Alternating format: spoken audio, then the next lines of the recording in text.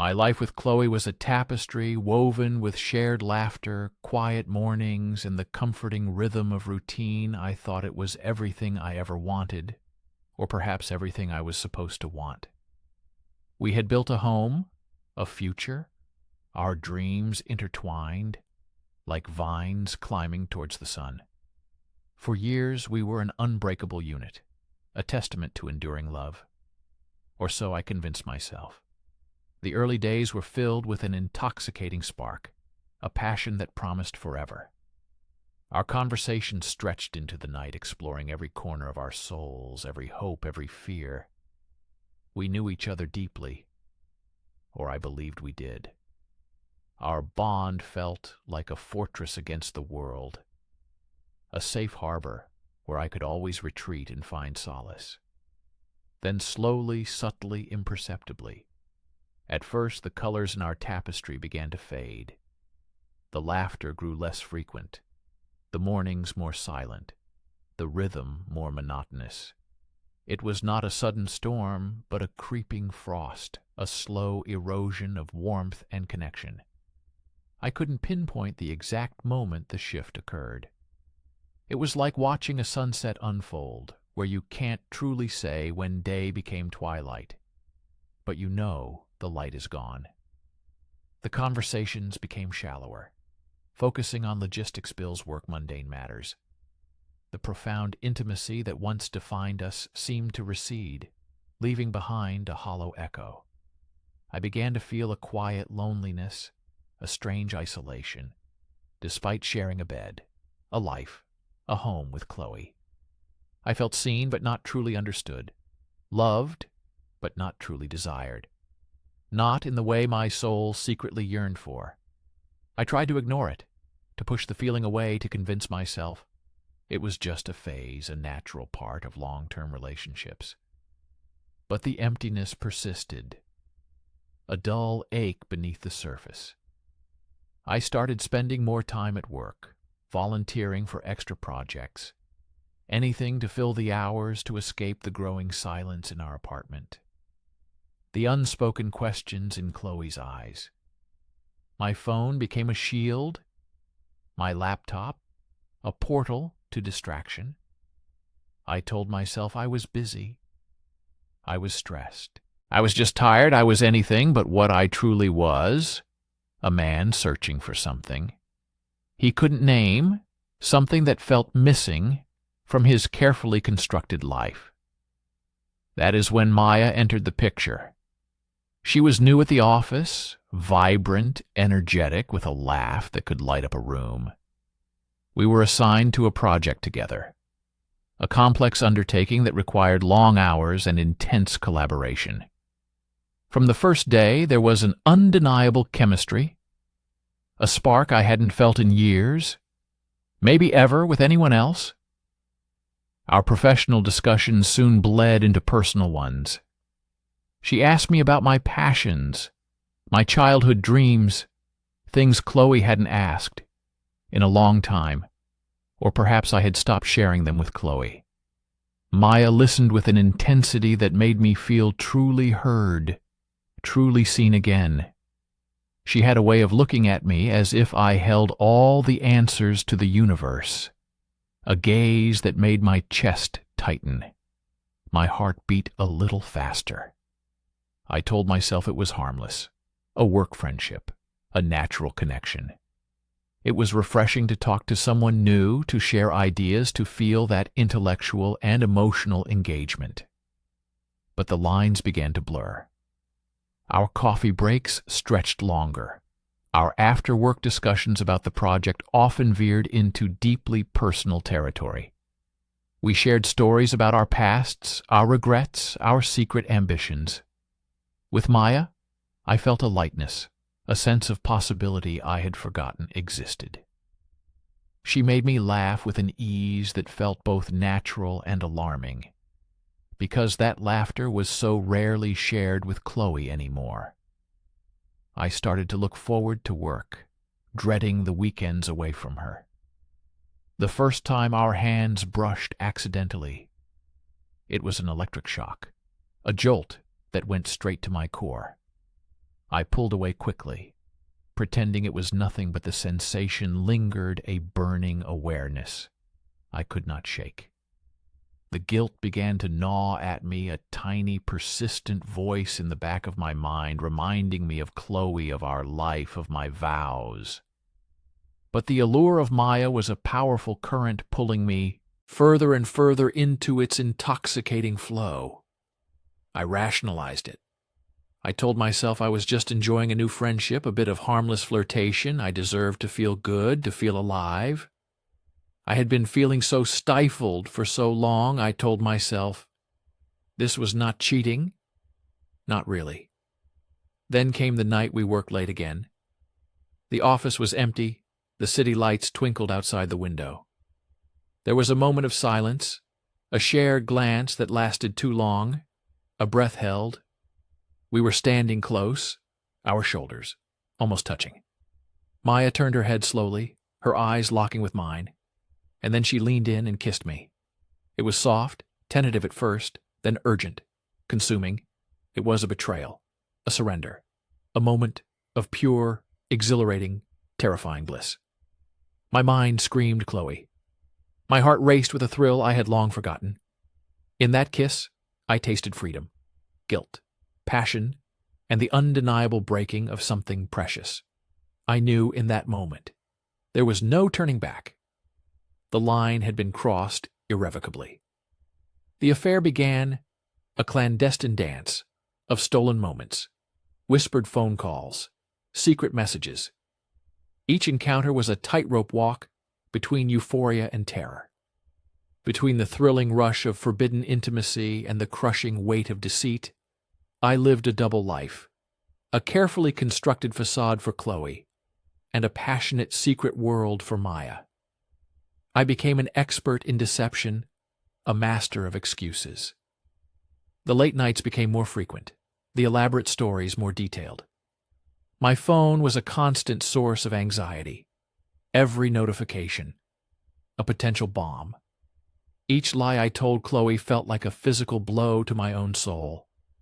Yet I continued, I couldn't stop. The emotional entanglement with Maya deepened, becoming something far more than just physical attraction. She understood me in a way I felt Chloe no longer did, or perhaps never truly had.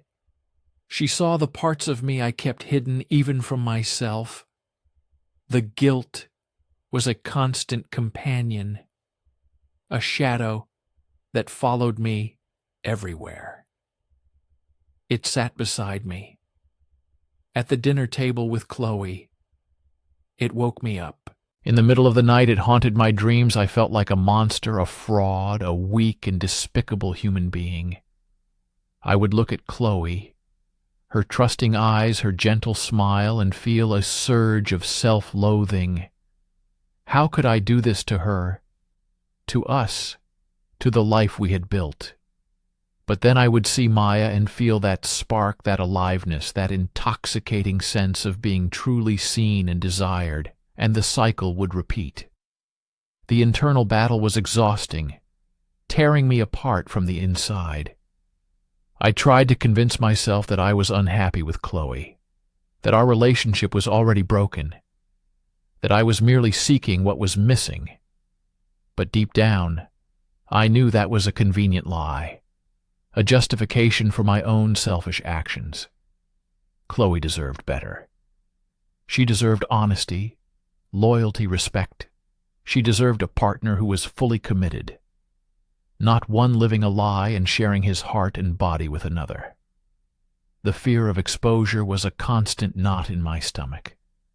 Every unexpected call from Chloe, every strange look felt like the beginning of the end.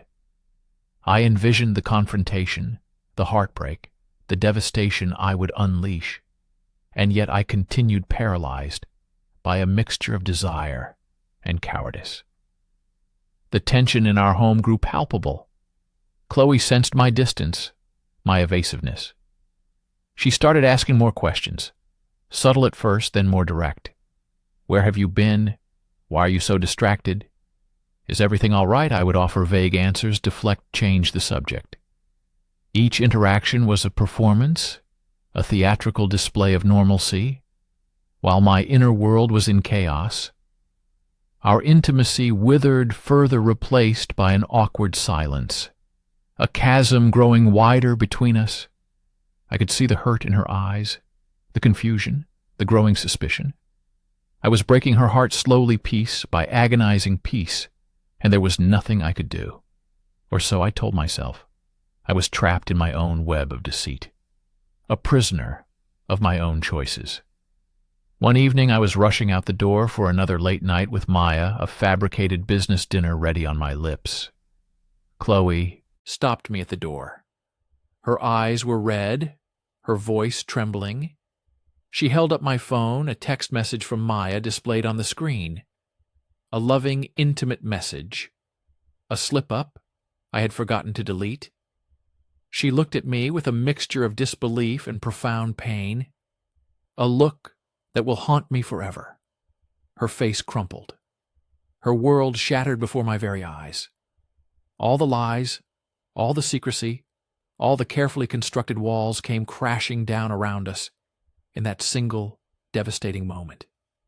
There was no need for words, no denial was possible. My silence, my shame, confirmed everything. The confrontation was brutal, the rawest pain I have ever witnessed. Chloe cried with a force that tore through me, her voice cracking with betrayal. She asked me how I could do this to her, to us, to everything we had. I had no answers, only empty apologies and a profound sense of self-disgust. I watched our beautiful tapestry unravel thread by agonizing thread. The foundation of trust we had built over years crumbled into dust. My home, my sanctuary, became a battlefield of broken promises and shattered dreams. Her tears were a torrent, a river of sorrow that washed away any lingering justifications I might have held. I saw the depth of her hurt, the irreparable damage I had caused. And in that moment I truly understood the monstrous nature of my actions. The selfish pursuit of my own fleeting desires had devastated the person I claimed to love. In the aftermath, the silence was deafening. Chloe left a void in our once shared space that echoed with my regret. I was left alone with the wreckage of my choices, the shards of a broken relationship. The once vibrant colors of my life had been stripped away, leaving behind a stark, monochrome landscape. Maya, too, eventually faded away, her presence no longer a thrilling escape, but a bitter reminder of the destruction I had wrought. The consequences were profound and far-reaching. The trust was gone, not just between me and Chloe, but within myself. I struggled with who I had become, a deceiver. Betrayer, a hollow shell of the man I once aspired to be. The mirror reflected a stranger, a man riddled with shame and regret. My life became a landscape of profound emptiness and a constant replay of my failures. I endlessly replayed the moments leading up to the betrayal, the subtle shifts, the convenient justifications, the deliberate choices I made to walk down that path. I wanted to understand why I had done it, why I had jeopardized everything for a temporary thrill, a fleeting sense of being desired. Was it a weakness within me, a fundamental flaw I had always harbored but never acknowledged? Or was it a reflection of something deeper, a void in my own being that I desperately tried to fill with external validation and forbidden excitement?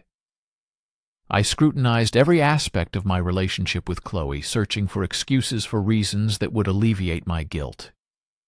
But the truth was stark and unwavering. My actions were born of selfishness, of a lack of courage to address the issues in our relationship openly and honestly. I often wondered if Chloe had felt the distance too, if she had quietly suffered in the growing chasm between us.